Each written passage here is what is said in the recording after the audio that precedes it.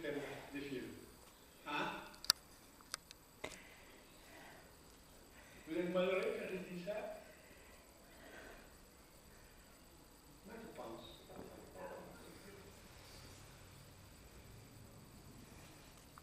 Au soir du 28 mars 1985, après une journée calme à l'atelier et un siècle de création, un homme est mort à Saint-Paul-de-Vence. Vence, en France, avec un V comme volée, avec un V comme voyage, comme Vitebsk.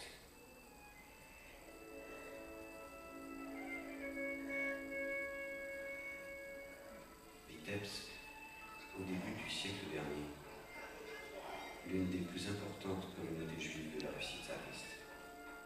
Le shtetl, ghetto où l'on parle yiddish, des maisons de bois chauffées au poêle, où la vie est rude.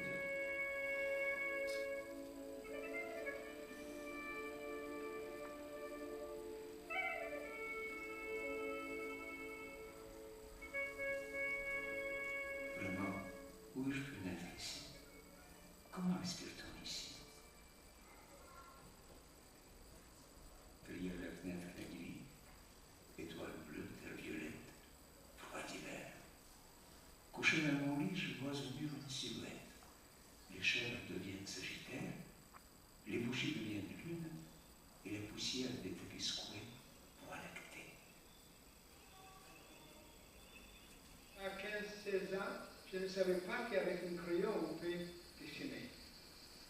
J'ai cherché longtemps une école de dessin à tout prix, parce que je pensais, comme beaucoup d'autres naïfs garçons, qu'il peut-être il faut avoir un diplôme. Et après beaucoup de mois de recherche, j'ai remarqué quelque part une petite écriture, une toute petite écriture comme ça, école de dessin. Il y avait quand même un peu. Et quand avec ma mère, nous sommes entrés chez lui, c'était toute une histoire, vous savez. C'était pour que moi entre là-bas dans son école, et pour qu'il juge si j'ai le talent, parce elle s'est renseignée chez mon oncle, je ne sais pas chez qui, qu'il faut avoir le talent.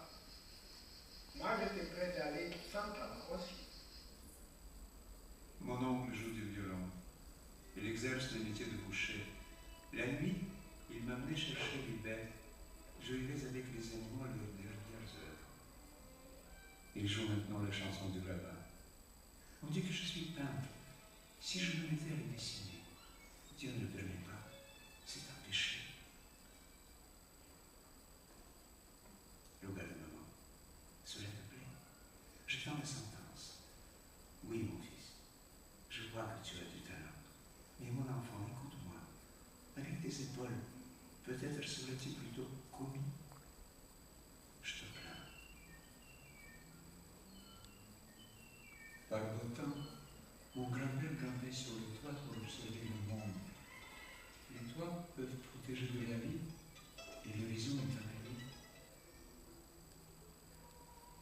Le soir, lorsque la boutique était fermée, papa s'assoupissait à table, la lampe se reposait et les chaises s'ennuyaient.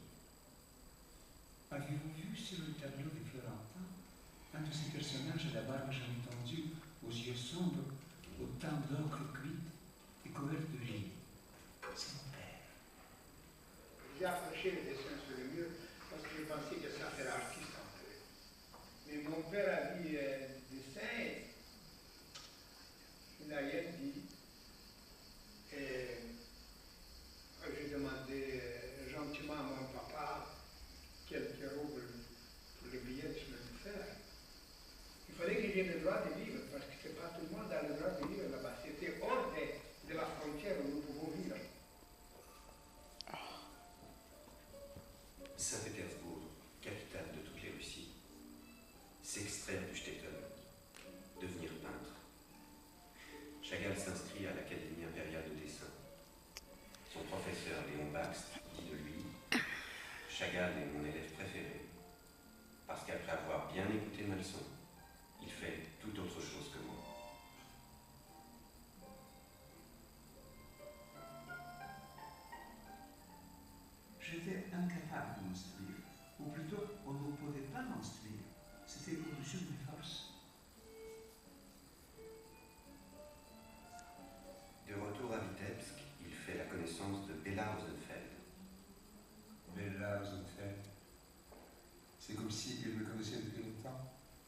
comme si elle savait tout de mon enfance, de mon présent, de mon avenir, comme si elle veillait sur moi, me devinant du plus près. Bien que je le voyais pour la première fois, je sentis que c'était elle, ma femme. Dès lors, notre grand-mère était une jeune fille de très bonne famille, qui avait fait des études de philosophie et de théâtre. Elle aussi, elle était habitée par quelque chose. Elle aussi, elle voulait apparemment croire en un autre monde. Ils se sont retrouvés au milieu pour se nourrir mutuellement, s'enrichir mutuellement. Mais je savais qu'il fallait partir. J'avais le sentiment que si je restais plus longtemps, j'allais me couvrir de poils de mousse. Vitebsk, je t'abandonne. Demeurer seul avec Laura. Mai 1911, Chagall quitte pour la première fois la Russie. À ma bouche affluaient des mots venus du cœur. Il m'étouffait presque, je bégayais. Les mots se poussaient à l'extérieur, anxieux de s'éclairer de cette lumière de Paris, de se parler d'elle. Je suis arrivé comme porté par mon destin, avec tous mes rêves, toutes mes pensées. J'aspirais à une révolution de l'œil. À Paris, vous savez, quand je descendais de Gare du Nord, c'est comme j'étais à Nice quand j'ai vu le bouquet de fleurs. Seulement, c'était le beau jour des gens, les cafés, un fleurissement des cafés, je n'ai jamais vu des choses pareilles. Dans la rue, dans les trottoirs. Il s'installe à la Ruche, un ensemble d'ateliers d'artistes construits à 2 pas des abattoirs de Vaugirard. Une bohème cosmopolite. On y peint sur des draps usagés, sur des chemises déchirées.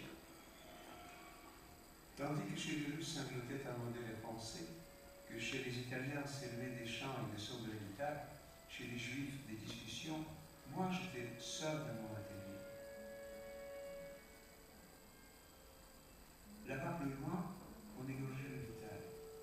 L'aube se levait, les vaches mugissaient, la lampe brûlait, et moi à la clé.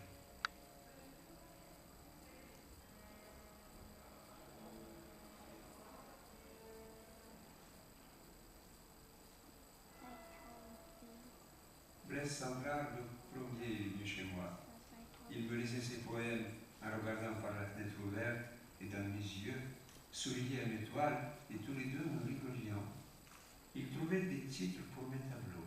Le poème, dédié à ma fiancée, à la Russie, aux âmes et aux autres. Je vous assure, c'était une bête extraordinaire.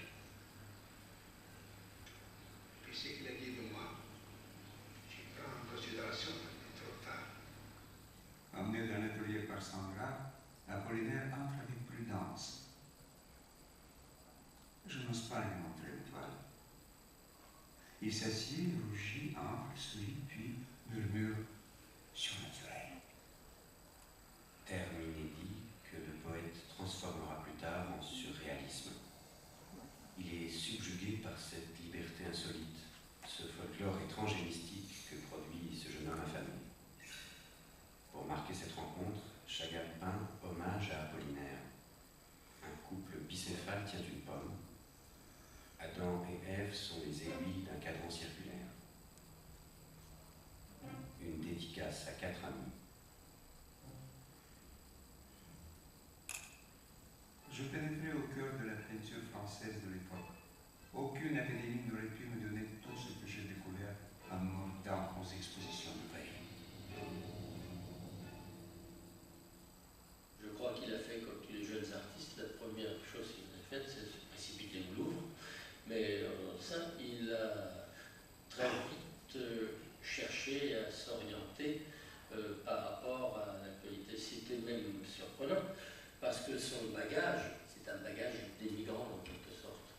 Il avait son sujet c'était Vitebsk, mais il n'avait pas le langage. Et alors ce qui est étonnant, c'est qu'en 2 ans, entre 1910 et 1912, il passe à travers tous les mouvements récents.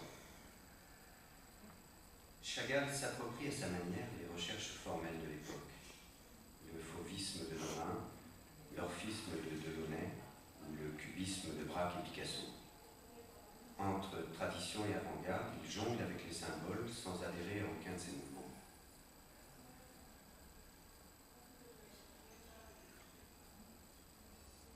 À la Russie, aux ânes et aux autres.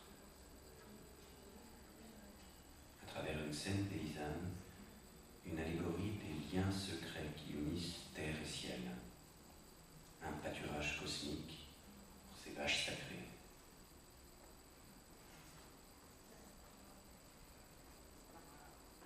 Sandra me persuadait que je pourrais travailler tranquillement à côté de cubistes orgueilleux, pour qui je n'étais peut-être un rien du tout. Je les regardais de côté et pensais qu'ils mangent à leur faim leur poids carré sur leur table triangulaire. Mais mon art est peut-être un art insensé. J'étais contre le réalisme, soi-disant. Ça m'embêtait. Une bouteille, il fallait que je remplis une autre, il faut que je coupe la tête, parce que je pensais par ces moyens approcher, construire autrement, avec des moyens psychiques, construire une réalité. Je ne voulais pas la réalité ni impressionniste ni cubiste. Je ne veux pas ça. Je veux une autre réalité. Les natures même transformées géométriquement et architecturement ne me convient pas. Je trouvais que c'est la réalité. Je ne pouvais pas estimer les charmes